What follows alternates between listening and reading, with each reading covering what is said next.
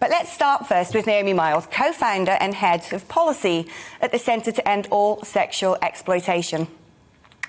Naomi, what do you think about the amount of free access to porn on the internet? Well, thank you so much for having me on and for that powerful introduction. I completely agree. I think online pornography, the advent of online pornography has really affected the industry. It's allowed it to explode in scale and profitability, and also in social influence. And it's been incredibly harmful in multitudes of different ways. Actually, I don't think a paywall is the panacea. I don't think it will stop every kind of exploitation. It's a start. So yes, the free porn business model kind of depends on economies of scale. So it depends on trying to draw in as many users as possible into a wide, sticky web where users are bombarded, as you say, with moving thumbnail images. Even children are their senses are assaulted by extreme hardcore content straight away. And actually their every mouse stroke is monitored. So they're presented with carefully tailored content designed to increase engagement and keep them returning again and again. And children in particular find it very hard to kind of resist these persuasive mouse trapping techniques. These porn sites know what they're doing. They make huge amounts of money by constantly nudging people towards paid for content and subscriptions. The damage to individual children's lives and, as you say, to youth culture in the way it sort of drives sexual assault and sexual harassments in our schools and universities, and it impacts relationships, the way that boys and girls, men and women relate to each other and can enjoy intimacy. It has a profound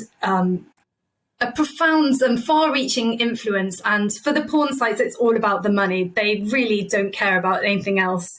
It's all about profits. And also the freemium business model. Sorry. Yeah, I was going to say, there are people out there who would argue, look, it's normal, it's healthy, actually, and that the people in these videos want to be doing what they're doing. They're having fun. What do you say to that? Yeah, no, this is a myth that it's quite nice to believe because they're all smiling. I've heard so many testimonies of men and women who've exited the industry and just say it's characterized by force, fraud and coercion. It's dark. It's often the people that end up there have had previous terrible experiences of sexual abuse, or they're in a dark place, they're desperate for money. And actually these free porn sites, the vast majority of their content is user generated. So as of December last year, the world's biggest porn site, Pornhub, had 80% of its content that was just uploaded by users. It makes the whole process zero friction. It's very easy for anybody with an email address to upload anything.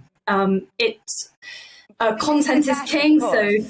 With user-generated content, there's no regulation of the provenance of these videos. There's no way of saying this person's been paid for this and was happy to do it, or perhaps this was filmed and it was unauthorised to be posted online. Perhaps a person is in the middle of being assaulted. I mean, certainly some videos that I've seen, I don't know a single woman who'd want to do that. Not one. Yeah. No, absolutely. It's true. It could be anything. There are no checks. The moderation is very light. You know, they're incentivized to reduce the kind of policing and moderation of the content as much as possible in order to keep them on the site. So the big trafficking hub campaign last year has exposed so many instances of trafficking, image-based sexual abuse, so-called revenge porn, children, sometimes with the name of their school and their address tagged onto the video. It's really horrific what ends up on the site, consumed as entertainment. We are, as an organisation, requesting that the government implement some kind of age and consent verification for every user generated upload. Because regulation is sorely needed. Do that. I mean, the genie's out of the bottle. It already exists. There's gazillions of porn videos that have already been made circulating on handsets, on people's laptops. It's going to be very difficult now to claw it back. Yeah, that's the thing. Pornhub completely, it's introduced some incredible new kind of regulation only in response to Visa and MasterCard withdrawing its services from its site.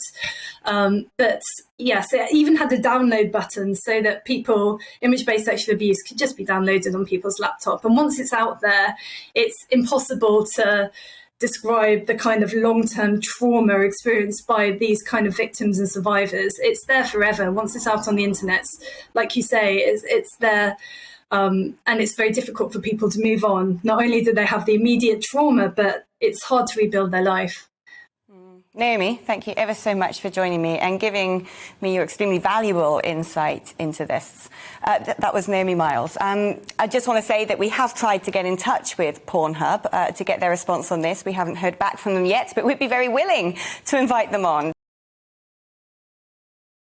Welcome to the GB News YouTube channel. You can watch us live 24 hours a day, catch up on your favourite shows and join in the conversation in the comments below. Don't forget to subscribe and you'll never miss any of our exclusive content.